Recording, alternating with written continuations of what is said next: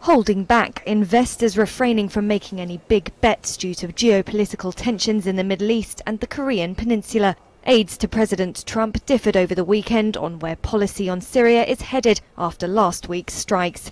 Asian stocks fell, with MSCI's broadest index of Asia-Pacific shares outside Japan down for a third consecutive session. European stocks, though, showed modest gains, with Germany's DAX and the UK's FTSE 100 both rising by 0.1%. Markets seemingly unsure whether recent positive data outweighs political risks. I think there will come a point where we have to say, well, all of the good news is priced in, and markets probably won't continue to rise at the same pace, despite decent economic data, because I think in many markets at least, pricing is beginning to look a little toppy.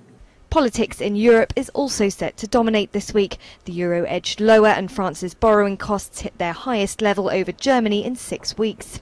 The rise of far-left candidate Jean-Luc Mélenchon in polls making some fret.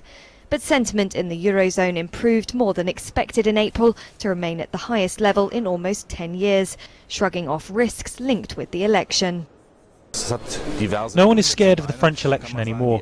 A Europe-friendly result can be expected. The Eurozone economy is more robust than thought.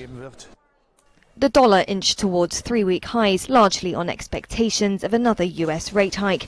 But while the White House's America First policy is behind its stock market rally, US investors are looking overseas for stronger earnings.